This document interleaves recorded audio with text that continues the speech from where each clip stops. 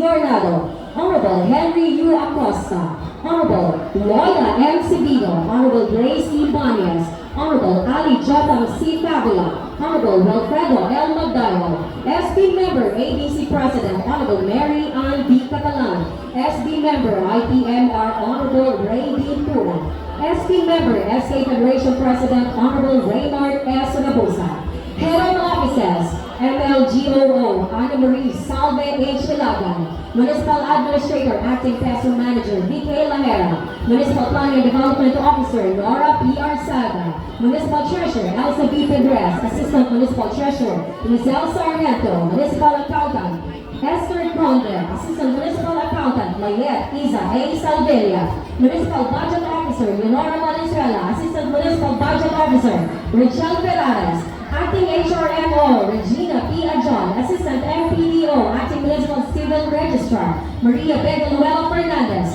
Municipal Engineer Jodoro B. Cayetano Jr., Assistant Municipal Engineer Joselito A. Yangson, Acting Municipal Tourism Officer Cholo Familia, Municipal Agriculture Officer Dr. Benito Del Rosario, Member Marilo T. Manlavi, Assistant Municipal Health Officer Dr. Lay Dominic G. Paleno, MSWDO Rosalie V. Macatangay, Municipal Assessor Ricky Roland Valdez, General Services Officer Rosemary Paglia, MDRRMO Avon Leo Banson, Assistant PO Ronelio S. La Rosa, Community Affairs Officer 4 Raquel Becerra, Municipal Cooperative Development Officer Marilu Gonzalez, Secretary to the Santulan Joseph R. Sabroso, Licensing Officer 1 Joel Osteniano Nunez, Bantay Dagat and Market In Charge Juvenile Liberal Sports and Games Inspector 1 Vincent Mompal, Municipal PTA Federation President Roy Coronado, Delegation Head PSCS Joseph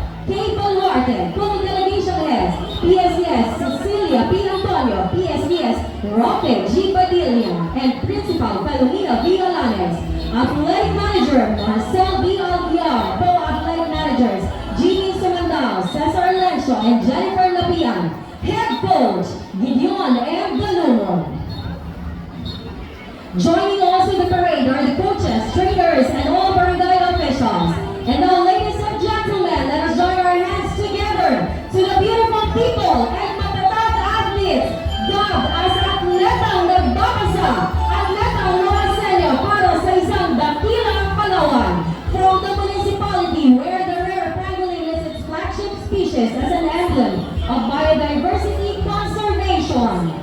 The cashew capital of the Philippines, the resilient and fierce warriors from the North, Ross Athletic Delegation.